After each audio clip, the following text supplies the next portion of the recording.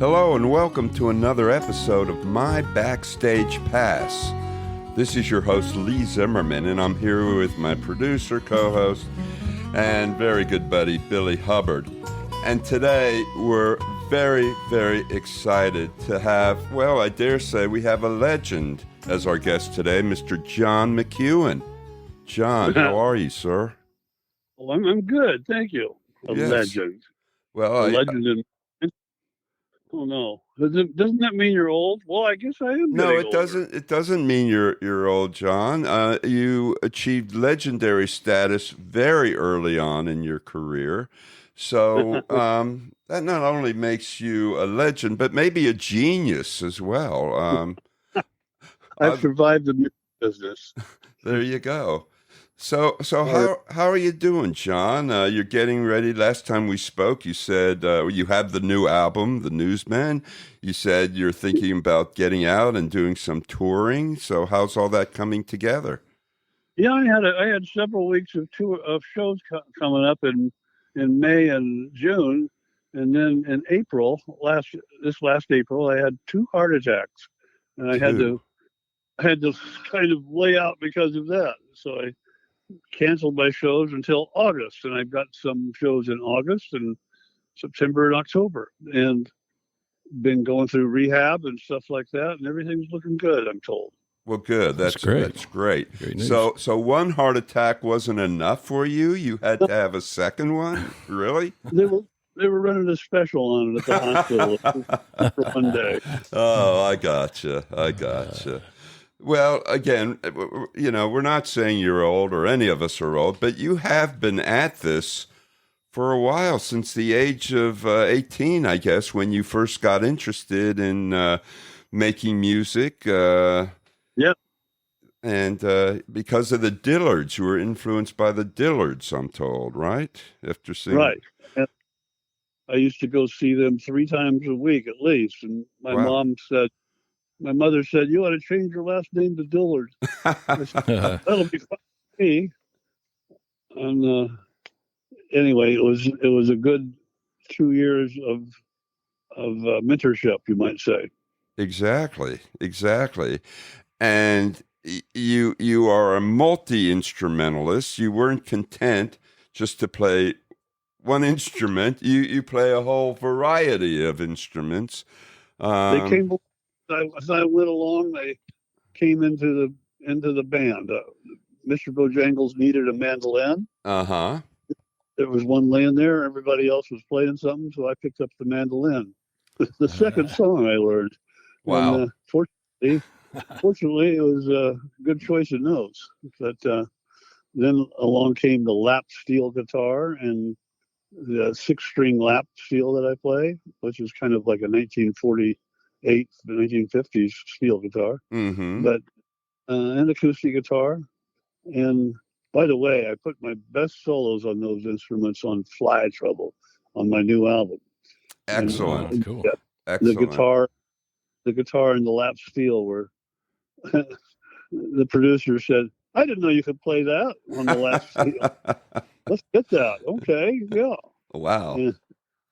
So that you're a one-man virtuoso, and the new album is kind of evidence of that fact, because you play practically all the instruments on the album. And there's times when I use on Nui Ba Din, the Vietnam War one. Yes. Which was a guy that was at the Battle of Nui Ba Din. The music I picked had Chris Caswell, a great keyboard player, helping me out with the orchestral sounding stuff to put against my strings. And the Good War Movie song. And then David Hoffner, A Secret in Nashville. He's done about 50 albums with different people for Jim Ed Norman and other producers. He used to play with Michael Martin Murphey. And that's where I met him in 1982 or something. Okay. So this is a very unusual concept. It's a spoken word narrative album. and it's called The Newsman, but the songs are really quite varied on there as well. Can you tell us a little bit about how this concept came to you? What was the impetus for this particular album? To get something that was varied and different and kept people going, gee, I wonder what the next one is like. Okay. So, you remember the Uncle Charlie album? Yes, of course. Now, it was, you could put that on the first cut, and then you could put it on the fourth cut, and it was sounded like two different bands. Right. And you put it on the sixth cut, and it was yet another one. It was Buddy Holly doing Rave On, and you put it on one of the cuts was Straight Ahead Live Bluegrass. One of the cuts was Mr. Bojangles. Well, that made it an entertaining record, and it made people want to get it because of that. And I wanted to make an entertaining, fun. Hey, Lee, that's what I'm told I do. You tell great stories. You tell great stories, and you're an entertainer. Okay, well, why go away from that when I'm making a record? So I culled these together from over a 12-year period. And when Tom Hanks did News of the World, the movie, yes, I went, I better get in gear here and get this thing done. That's where he played the part of a 1880s newspaper, well, a news deliverer. He would go out to various towns on the prairie and read the newspapers from the cities. And he'd be in Kansas and he'd say, in Omaha last week, and because people couldn't get the papers. They didn't know what was going on, and a lot of them couldn't read.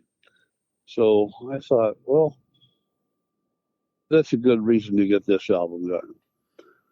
Okay. All right. So the concept is telling stories as a newsman would tell stories, reporting on the events of the day, so to speak. And that seems to be the central theme then. Is that correct? Is that assumption? It can be thought of that way. You can think of it any way you want, as long as you think it. As long as you just think. Okay. I think, John, that was maybe a nice way of saying, well, Lee, not really, but okay, if that's the way you want to think of it. But that's all right. I'll take it. I'm leaving that interpretation up to you. And I learned something that, that's a good viewpoint. Oh, great. I'm telling the stories that the newsman has seen. Yes. And it works for me. Oh, well, I'm so happy to provide additional insight here. I feel like I have an artistic stake in the album at this point, John. Thank you. Well, you too. There you go. There you go. So one thing I like about, pardon? No, I was saying you were saying that this album sort of gestated for 12 years. 12 years. Yeah. Well, I have the new Ebod Den. I couldn't record for 3 or 4 years. It was just too depressing. Then I went, I better get to that. I think I know the music I can use. And I did a rough version. And boy, it sounded really good, but it was really depressing. So I went and kept working on it to where it was depressing and interesting. That's a good combination. I like that. If you can make them cry and make them laugh, they'll come to the show. Well, you have set yourself such a high bar. I mean, let's face it. With the Nitty Gritty Dirt Band, with your solo albums, and one of the greatest albums, for lack of a better word, of history, Will the Circle Be Unbroken, where you were responsible for gathering these legendary artists, old country bluegrass artists, putting them together with the younger musicians of the Nitty Gritty Dirt Band and making an album that bridged what was once a divide and really helped define what we call Americana these days. I mean, that was in essence the first definitive Americana album by strict And definition, I think. I, I've been told that by, is his name Rob Bleetstein, the guy that started Americana?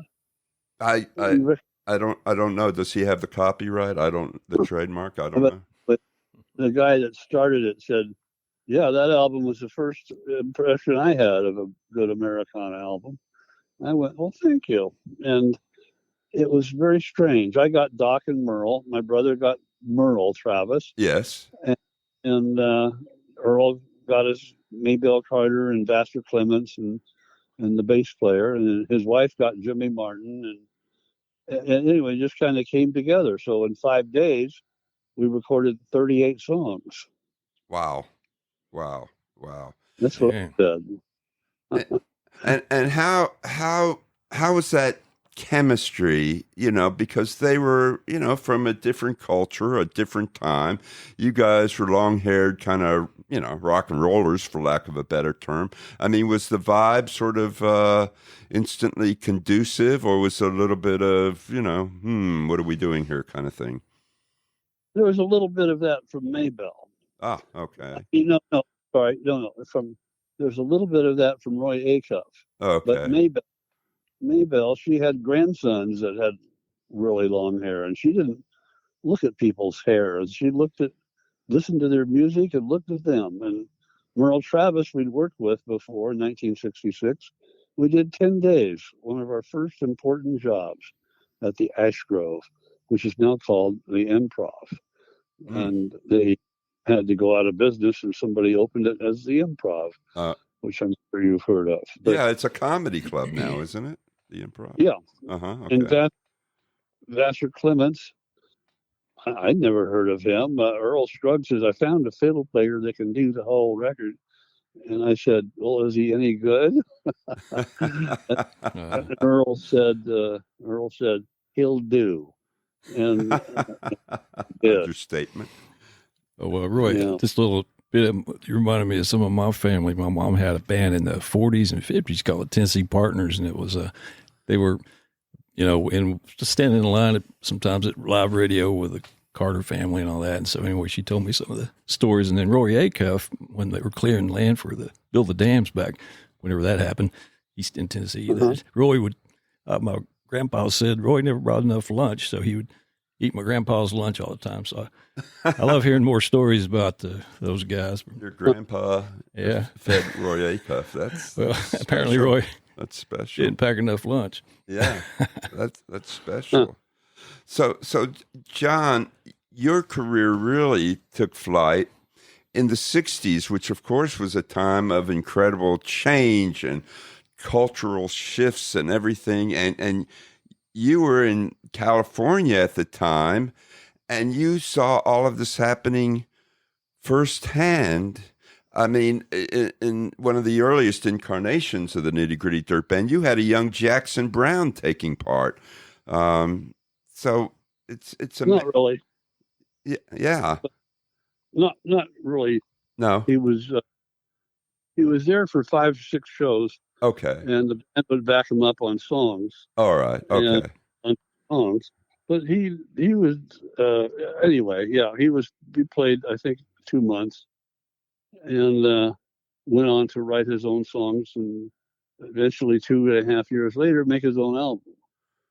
Did you sense at that point that this guy was gonna be, just a monster in terms of the singer-songwriter genre? Could you tell that? Well, he was a kid. He was a kid. We all were kids. I was 20 years old. Okay. I was the oldest one. I turned in January of 67. I turned 21, and I was the oldest guy in the group, the only one that rent a car. So I became road manager. Good for you. Good for you.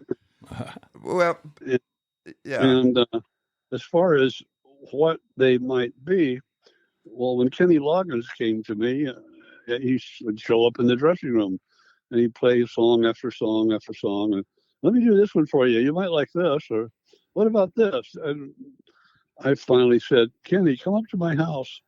My little apartment is what it was, a duplex, and I'll record some stuff on a demo for you.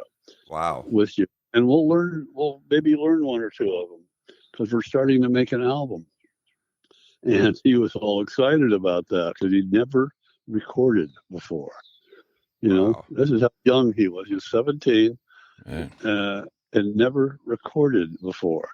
And he was getting his song recorded, and then he was getting it listened to by the fledgling Nitty Gritty Dirt Band, who was doing their 5th album. We were doing Uncle Charlie and his dog Teddy, and ended up doing 4 of the songs on his demo. Wow! Wow! that it's amazing though. But again, this was the 60s, one of the most vibrant times in the history of popular music. You were there. You were immersed in it. I know that in your autobiography, you describe, some of the situations and scenarios that took place. But did you have any idea at the time that things were shifting, that this was going to be an amazing evolution in music? You had the Byrds, you had the Buffalo Springfield, of course you had the Nitty Gritty Dirt Band, all of whom contributed to this shifting musical environment. Did you guys have any idea that you were affecting change that would linger forever? Really? Not sure about the affecting change. All right. Hoping for an audience, people that would listen and appreciate our work that we were doing, and seeing at the same time that this is a very strange business and there's room for a lot of people. Maybe we'll be one of them. And it was a struggle. The first 4 albums, the first one did okay with Fly For Me to Rain. The next band music and stuff, even Teddy Bear's Picnic. If you go down in the woods today, that song.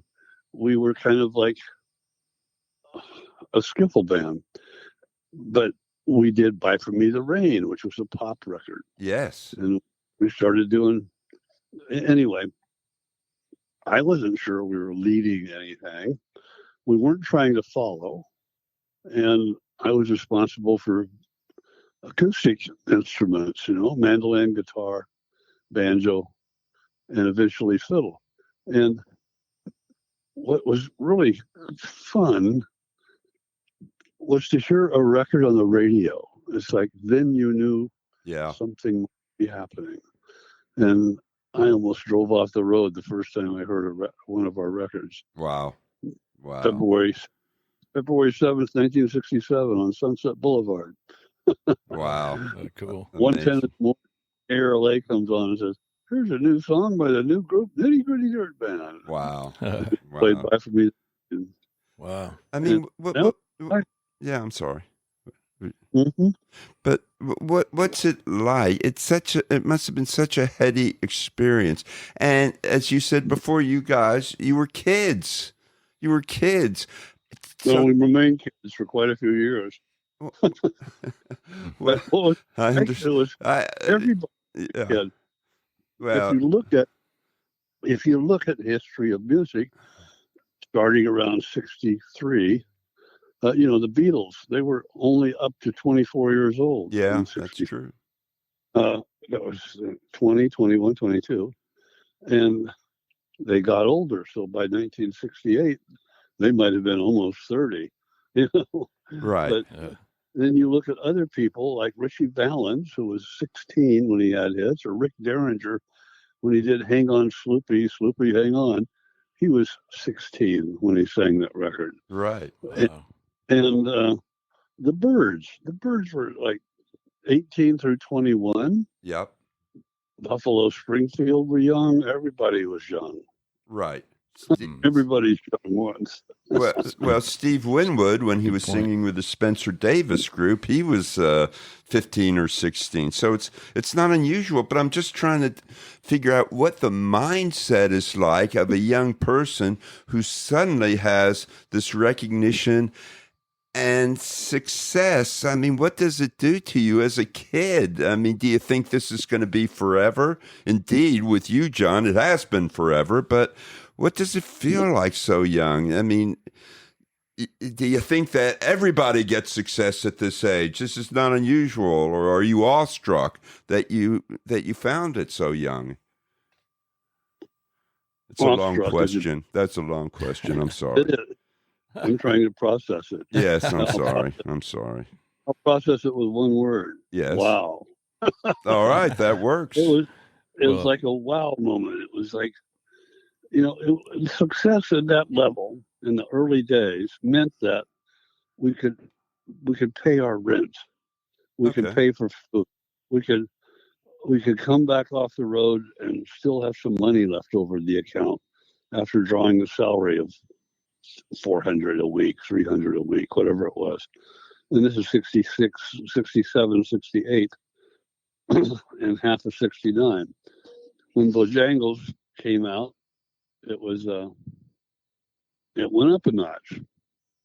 Uncle Charlie and his dog Teddy, that being the fifth album, Mr. Bojangles, that was sung by first three verses Jeff sang, the last two Jimmy Ibbotson sang, and it was really cool because that was a giant hit. Oh, that was 36 weeks it was on the charts, and it followed some of Shelley's Blues, which was on fewer weeks, 20 weeks, and House at Pooh Corner, right, which similar, right. But Mr. Bojangles was the third single, and it really carried a lot of weight. 36 weeks, that's almost a year. That's incredible. That's incredible by any standards. Wow. John, I was wanting to ask you a question. I think I had read this. I think it's true that you played with Earl Scruggs. Were you the first banjo player on stage with him, or was it studio? I don't know about on stage, but on record. Oh, yeah, in studio. That's what I thought. I would think that'd be intimidating. Yeah, slightly. Was it? I would. Yeah. Okay. That's pretty cool, though. Okay. Yeah. And it should be mentioned here too, in terms of accomplishments, with the Nitty Gritty Dirt Band, you were the first American popular band to tour Russia. The first, right? I mean, wow. Yeah. We had 28 sold out shows in a month, and we did a TV show at the end of the tour that played to 120 million people. Wow. They only had one TV station in the whole country. Oh, really? Okay. Well, captive audience? Well, they were in Russia. Captive? I don't know. Maybe captive audience. Sorry. Oh, I get it. Yeah. You could have had a young Vladimir Putin in your audience listening. Who knows? A young Putin. Yeah. Oh, well. So that, again, what an amazing situation that was. I'm just marveling at all these encounters that you've had throughout your career. So many firsts, so many achievements. Are you a nostalgic kind of guy at all, John? Do you ever look back and say, wow, and find yourself drifting towards the past in any way, shape, or form? I have to, because people ask me questions about it. Guilty as charged. Yeah. Yeah. And I don't mind.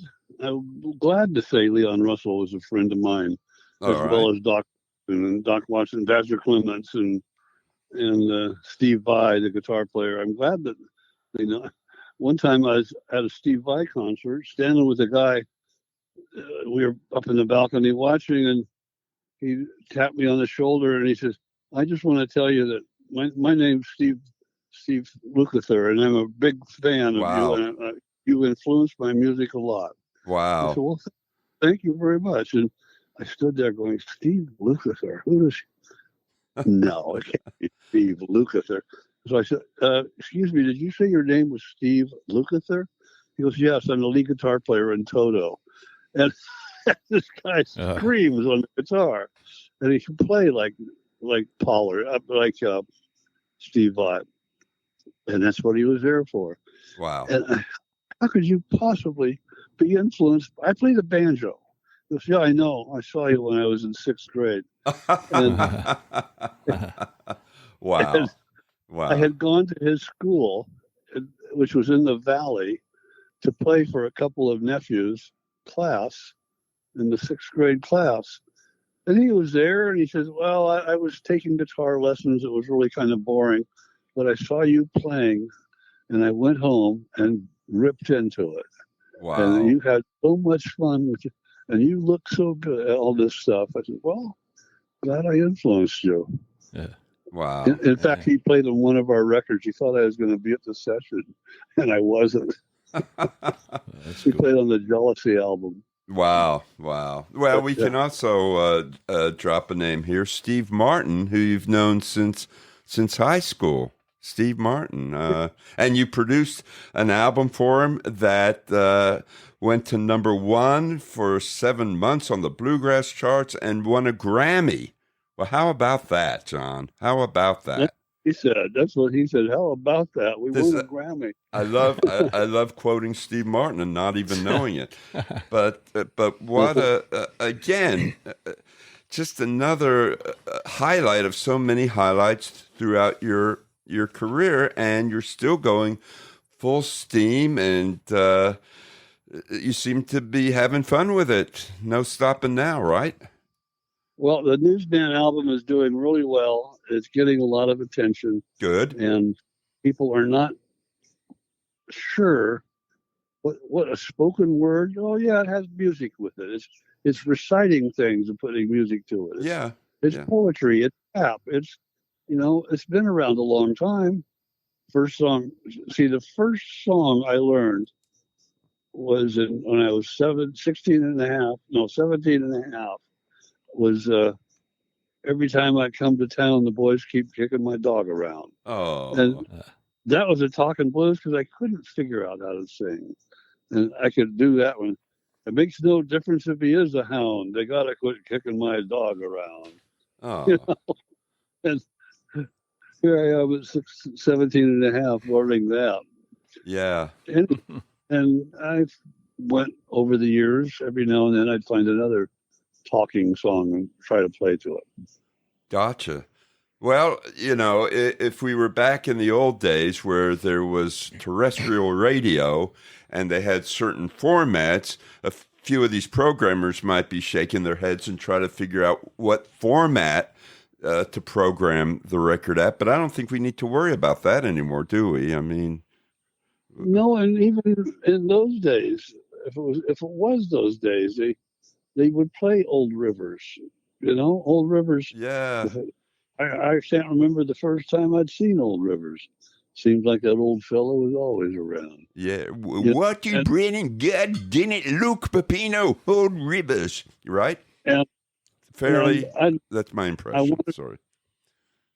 I wanted to record that years ago when I first heard it. Finally, last November, I went, I need another song for this album. So I recorded Old Rivers.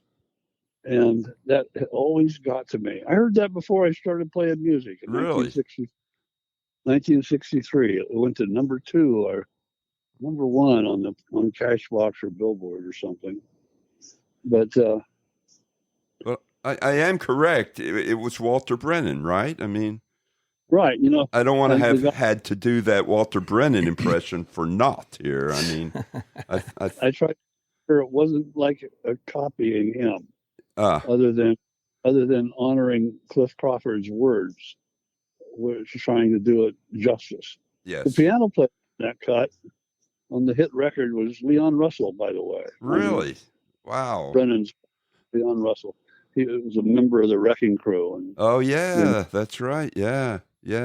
they made that record. Yeah. There's a new bio on Leon Russell. I don't know if you've seen it or not. It's absolutely great. Yeah.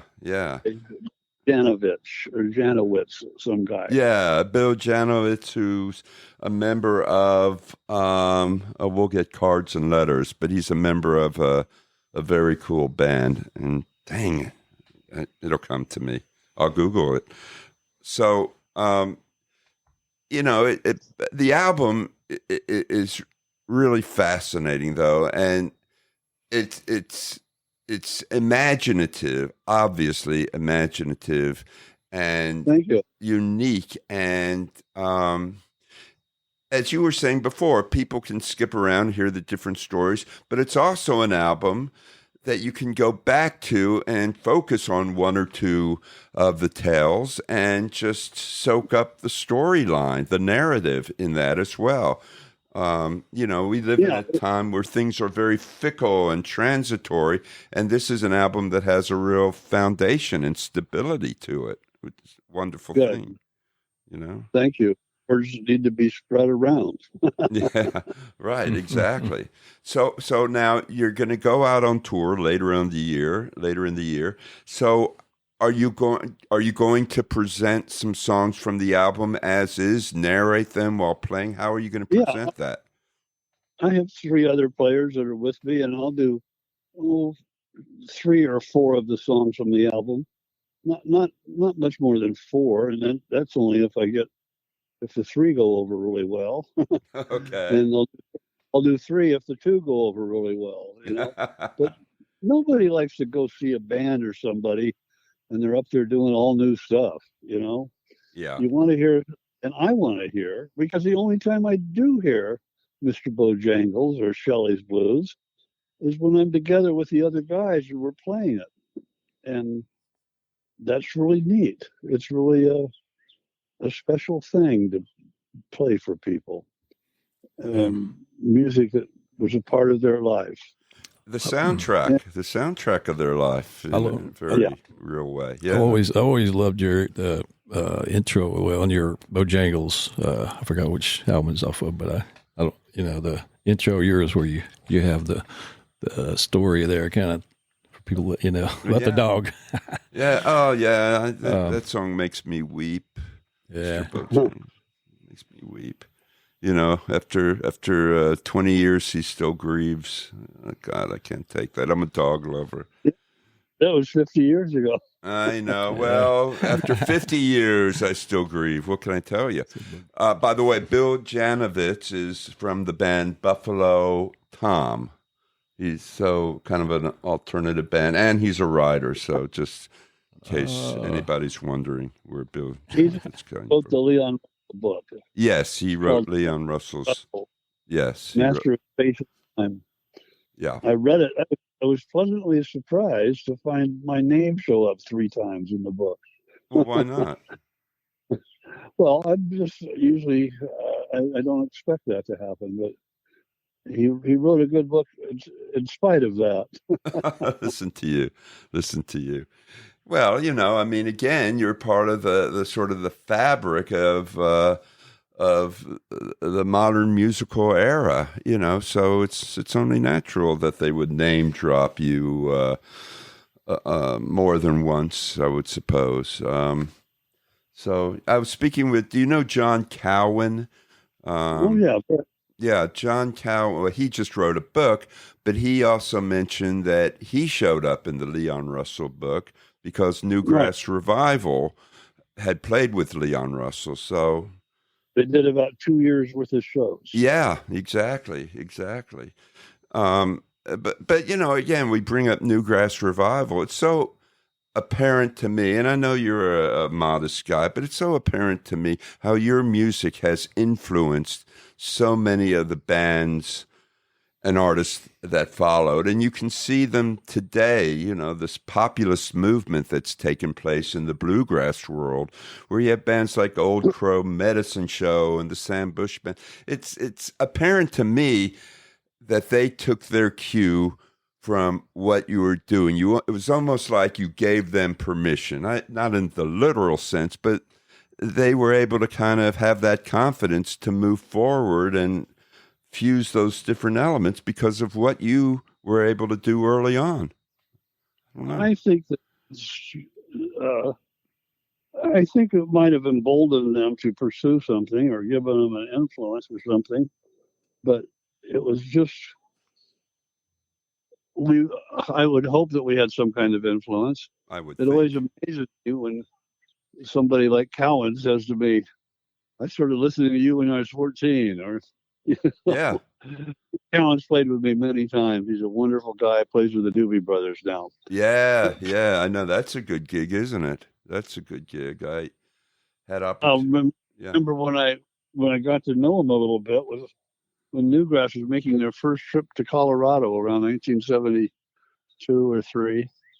They stayed at my house. Wow. And they needed a place to stay. They did all traveling in one little van. You know, they were barely making enough to pay for gas. And hammering it out. They were really good. I remember they came in all carrying their own pillows. Their own pillows. Yeah. What's the deal with that? That's important. You never know what kind of pillow you're going to get when you're staying somewhere else. Yeah, I understand. I feel like I have my own pillow. That's funny. I understand that. Yeah. Well, that makes me feel better. I usually feel like a wimp going out of a hotel carrying my pillow. All right, I'll take that all back, Billy. That is kind of a wimpy thing to do. I was saying it out of respect to the Newgrass guys, but in your case, it's kind of weird. Well, I'll make my wife carry it. Yeah, okay. No, have giant pillows. So what's the name of your present outfit, your band? What do you call yourselves? John McEuen and the Circle Band. All right, the Circle Band. Okay. Les Thompson, the original Nitty Gritty Dirt Band bass player. Yes. He was for 10 years. He plays with me, and the other guys are movable, you might say. They're modular. Okay. Danny Nicely or Brian McDowell, and sometimes other people. But I'm just very fortunate. These great pickers, if I get them in time, they'll play with me. Will you come out and play? What's that? Yeah. What were you saying? Will you come out and play? Or, it's like, yeah. Well, you know, I was so fortunate to be at one of your birthday parties where Les Thompson was there, came out to play. I don't think he had really done much performing wise up to that point after the Dirt Band. I mean, that was very cool. No, he had. Yeah. He'd done it all. He was a goldsmith in Virginia. Right. Had quite a business, and he also built a studio, and he did commercials and things. Yeah. He made more money doing that than he did with the Dirt Band. So, but you dragged him back into this whole touring business now. Do you? I know you love the performing. It's always been very evident in watching you how lively and energetic you used to dominate that stage. I remember. I mean, it was a real trademark of the band to see you in action. So I know you love the performing part, but about the travel now, I mean, are you still okay with that aspect of it, the actual touring part of it? It sometimes is easier. Okay. The rental cars are in the airport more than not. They weren't at one time in the airport? You have to go off the airport a mile to the rental place. All right.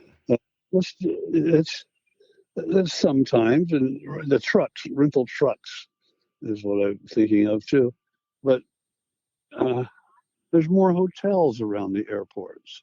Yes. So you can get a Comfort Inn or a Marriott or something that's 1 mile from the airport with shuttle, and there's so many flights. You can get anywhere nowadays. And they work so well. There's so many people out there working hard to make this all function. Yes.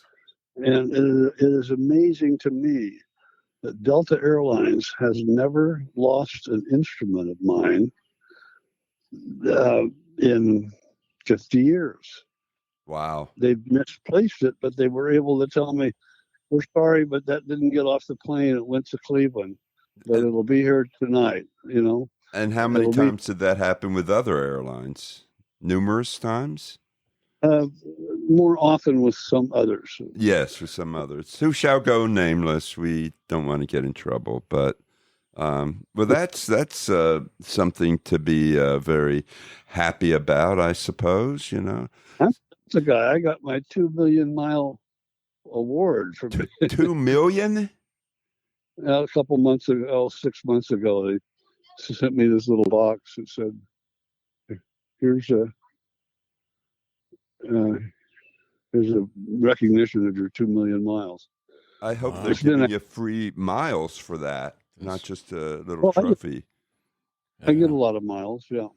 That's 2 million miles. That's amazing. You hadn't damaged an instrument, though. Wow.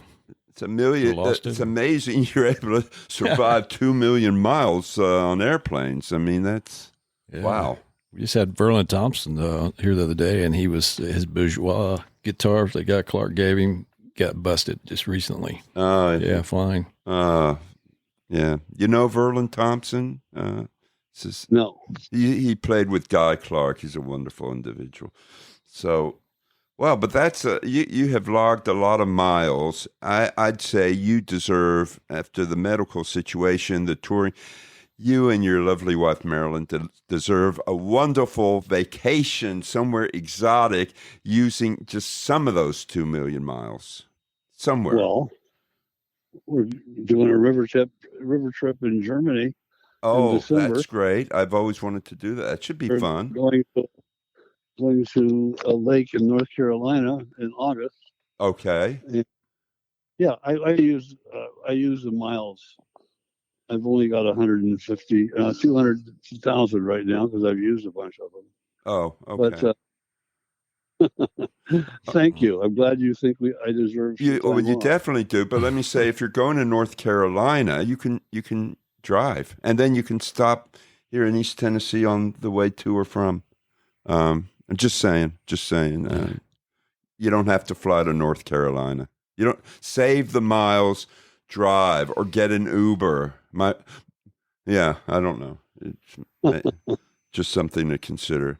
Well, John, it's just been a delight having you on our podcast here. I've known you for a few years, and you're just a terrific guy. And oh, thank you. Well, no, you are, and you're brilliant. And we started the podcast, by saying you're legendary.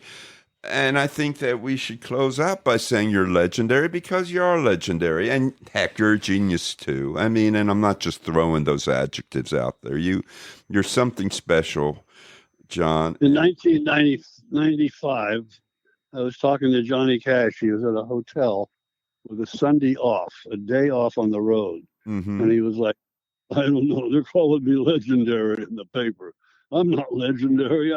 Yeah, I've made a lot of things, but legendary sounds like it's over. It sounds like you're over. I'm not over. I've got more to do. This is after CBS had dropped him before Rick Rubin got him on. Yeah. Well, it's not meant in any regard that it's over, because the legend continues. And by the way, that was a pretty good Johnny Cash imitation there too. Thank you very much. It's great. All right. Well, we're going to let Billy sign us off here. Hold on for a minute, John. Don't hang up. We'll come back to you when we're going to do a little outro here. But thanks, Lee, for having me on. Oh, our pleasure. Yeah. Thanks, John. We appreciate it, man. And you're welcome. Thanks to our host, Lee Zimmerman. Check out Lee's new book, also 30 Years Behind the Glass, about Jim Gaines, now available on Amazon. Also, please like, share, and subscribe to My Backstage Pass on your favorite platform, and we'll see y'all next time. Bye-bye. Happy trails. Happy trails.